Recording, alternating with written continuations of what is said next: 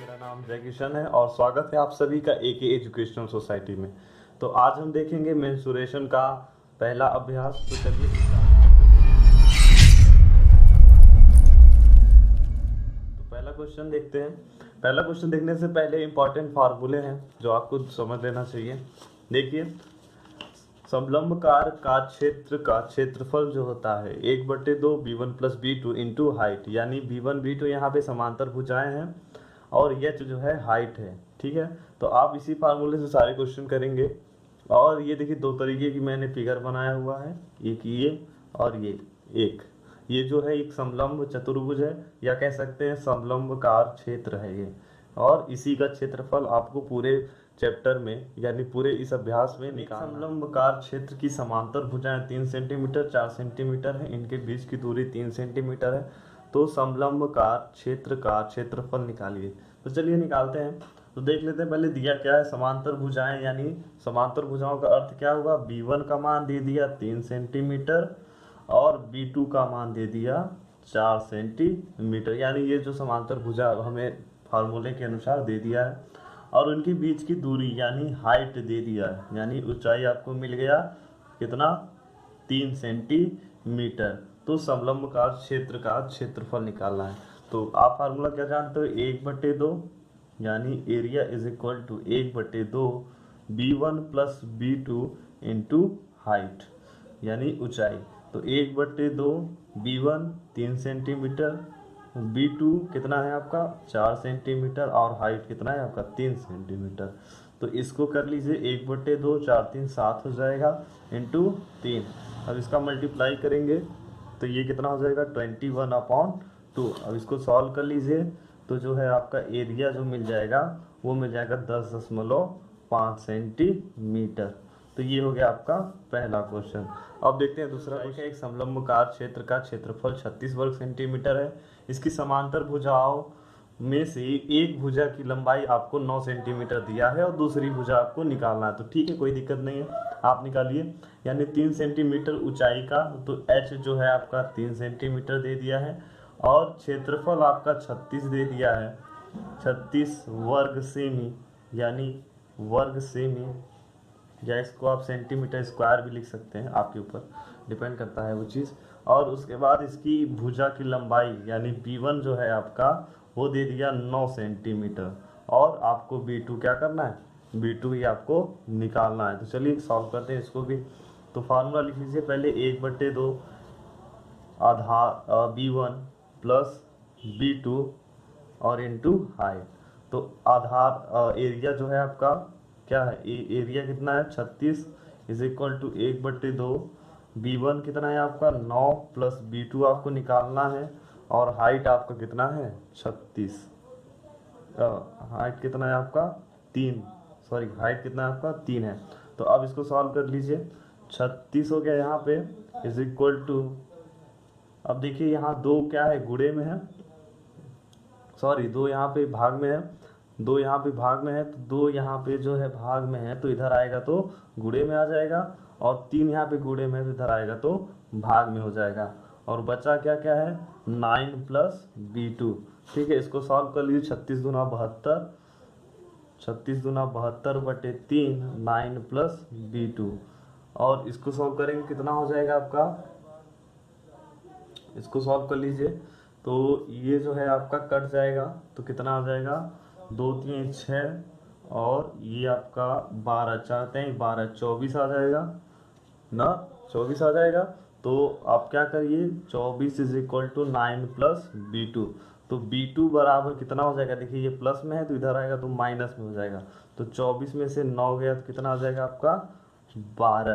तो b2 is equal to कितना आपका हो जाएगा 12, यही आपका आंसर हो जाएगा। अब देखते हैं तीसरा में, निम्नलिखित चतुर्भुज एबीसीडी में AB समांतर है CD के और AD लंब है AB पर। AB is equal to 8 centimetre, BC बराबर DC बराबर 5 सेंटीमीटर। चतुर्भुज ABCD से घिरे क्षेत्र का क्षेत्रफल आपको निकालना है। तो बहुत इजी तरीका है, निकाल लीजिए।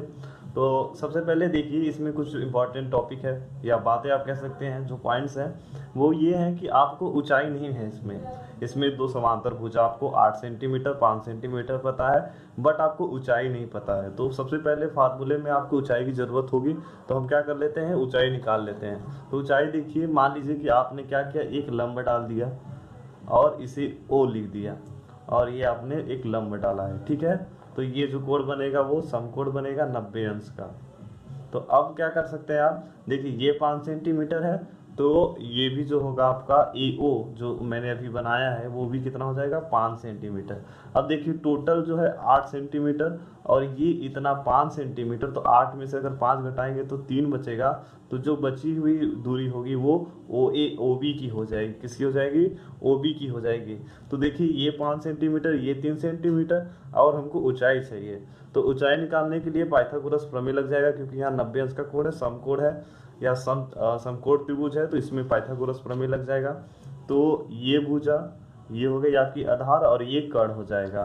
तो लंब का स्क्वायर बराबर होता है, लंब का स्क्वायर बराबर होता है किसके, कर्ण के स्क्वायर के माइनस आधार के स्क्वायर से, ठीक है।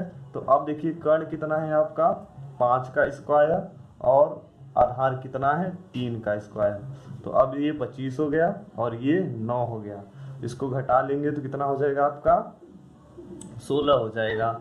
तो लंब क्या है आपका, OC, लंब क्या है आपका, OC, OC का स्क्वायर। तो OC बराबर कितना हो जाएगा, अंडर रूट में 16, या OC बराबर आपका कितना आ जाएगा, 4 आ जाएगा, ठीक है। तो ये आपने क्या कर लिया, OC का मान निकाल लिया, यानी अब आपको ऊंचाई क्या मिल गई, 4 सेंटीमीटर। अब जब ऊंचाई आपको मिल गई तो आप इजीली क्या कर सकते हैं, अब इजीली आप निकाल सकते हैं। तो एक जो फार्मूला होता है, area is equal to 1/2 B1 plus B2 into H।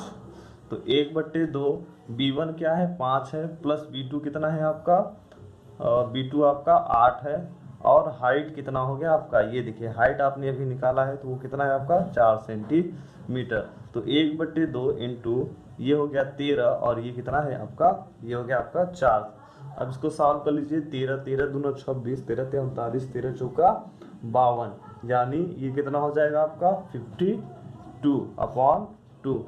और इसको सॉल्व कर लीजिए तो 2 दूना 4 और 2 छक्के 12, यानी 26, कितना आ गया आपका, 26 सेंटीमीटर स्क्वायर। ये आपका, ये क्या निकल गया आपका, एरिया निकल गया। अब देखते हैं चौथा क्वेश्चन। क्षेत्र का समांतर भुजा 8 सेंटीमीटर और 6 मीटर दे दिया है, 8 मीटर और 6 मीटर दे दिया है। इसकी ऊंचाई 4 मीटर है। समलंब कार क्षेत्र का क्षेत्रफल ज्ञात कीजिए। तो देखिए इसमें B1 is equal to 8 metre, B2 is equal to 6 metre दे दिया है और आपको ऊंचाई 4 मीटर दे दिया है और क्षेत्रफल पूछ रहा है। तो सीधे सीधे आप क्या करेंगे, जैसे पहला क्वेश्चन लगा था, 1/2 B1 plus B2 into H और ये एरिया इज इक्वल टू, तो आप क्या करिए, मान रख लीजिए 1/2 B1 का कितना मान है 8 प्लस B2 कितना मान है 6 और H यानी 4 का गुणा कर दीजिए। तो कितना हो जाएगा 1/2, 8 6 कितना हो जाएगा आपका, 8 6 आपका हो गया 14 इंटू 4। अब इसको सॉल्व कर लीजिए तो ये जो है आपका 14, 1/2 14 चौका कितना हो जाएगा आपका 14, ये हो गया 56, 56 बटे कितना हो जाएगा ये 2 और ये आपका हो जाएगा 28 वर्ग मीटर, यानी आपका ये जो है आपका आंसर हो गया। पांचवें क्वेश्चन में एक समलंब कार क्षेत्र का क्षेत्रफल 240 मीटर स्क्वायर है और उसकी ऊंचाई 15 मीटर है। यदि समांतर भुजाओं में से एक दूसरी की दोगुनी हो तो दूसरी समांतर भुजाओं की लंबाई ज्ञात कीजिए। तो पहले क्वेश्चन समझ लेते हैं। देखिए इस क्वेश्चन में आपको कोई भुजा नहीं दी हुई है, बल्कि इसमें एक कंडीशन दिया हुआ है कि जो पहली भुजा होगी या कोई जो एक भुजा है वो दूसरी भुजा की दोगुनी होगी, ठीक है। तो पहले हम लिख लेते हैं क्षेत्रफल। देखिए आपका कितना दिया हुआ है 240, लेकिन ये बुक में गलत दिया है, इसको आप 270 कर लीजिएगा। और तो एरिया जो है आपका कितना दिया है 270 ना, और ऊंचाई कितना है H इज इक्वल टू आपका 15 मीटर दिया हुआ है। और उसके बाद आपकी जो ना कंडीशन है उसको कैसे करेंगे, उसको करने के लिए देखिए पहले आप मान लीजिए, माना पहली भुजा जो है, पहली भुजा वो आपका क्या हो गया B1। तो दूसरी भुजा मान लीजिए आप, और दूसरी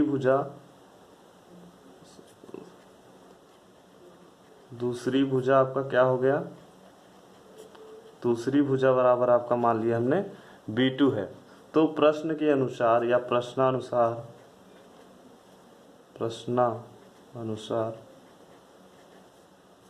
ना, तो प्रश्न के अनुसार हमने क्या कर लिया कि जो एक भुजा है हम मान लेते हैं कि जो B1 है वो बराबर है किसके, 2B2 के। जैसा कि आपके प्रश्न में कह रहा है कि उसमें से जो एक भुजा है वो दुगनी है दूसरी भुजा के, तो हम मान लेते हैं कि B1 ही वो भुजा है जो 2B2 है, यानी दुगनी है।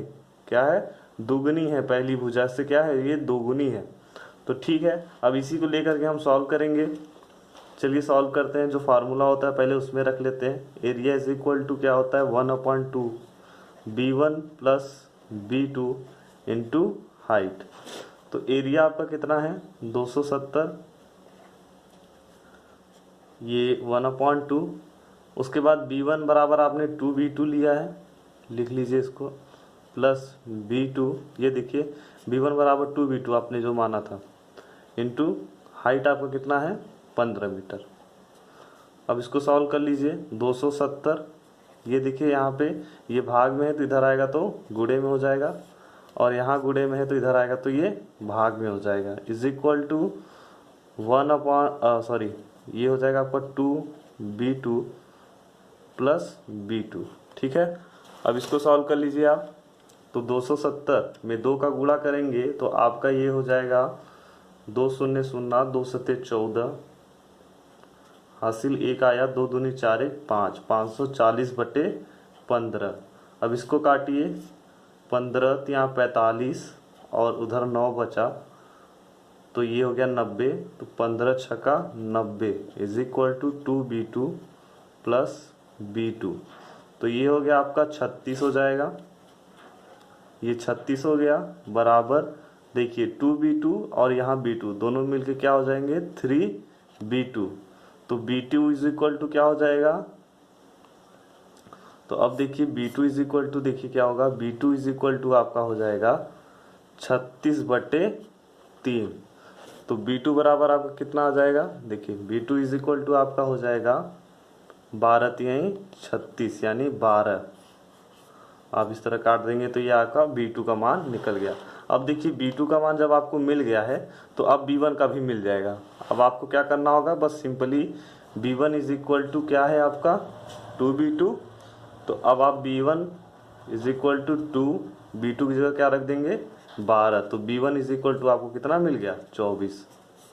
ये आपका हो गया। अगर आपको वीडियो अच्छी लगी हो तो प्लीज़ लाइक सब्सक्राइब जरूर करें, और अगर आपको कोई दिक्कत है तो कमेंट बॉक्स में ज़रूर बताएं, तो मैं पूरी कोशिश करूँगा कि इसको सॉल्व कर सकूँ। धन्यवाद।